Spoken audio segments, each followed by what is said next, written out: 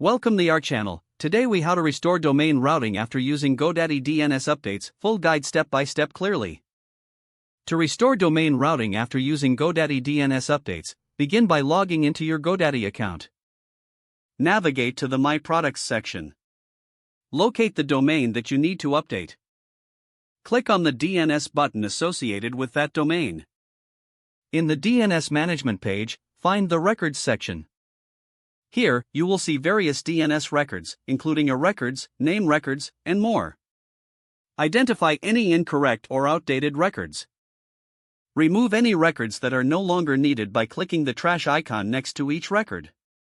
Next, create new records as necessary to restore routing. For a records, click the Add button and select A from the Type drop-down menu. Enter the host as the subdomain or for the root domain. Input the correct points to the IP address in the Points to field. Specify the TTL according to your preference, or leave it as default.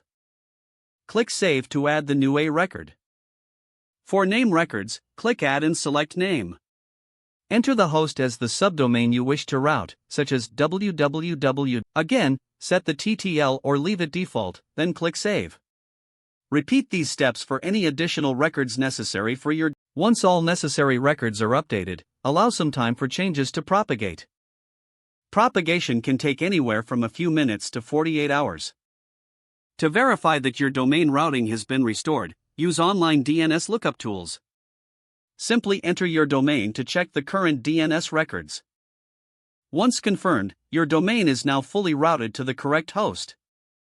If issues persist, consider clearing your browser's cache and flushing your DNS.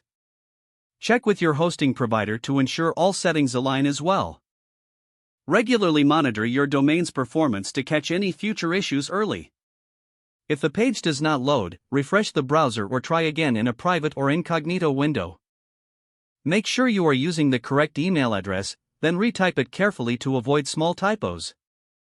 If your password is not accepted, use the reset option and create a new strong password you can remember. Check your spam folder for verification or security emails, then complete any requested confirmation steps. Don't forget to like this video and subscribe to our channel for more step-by-step tech guides.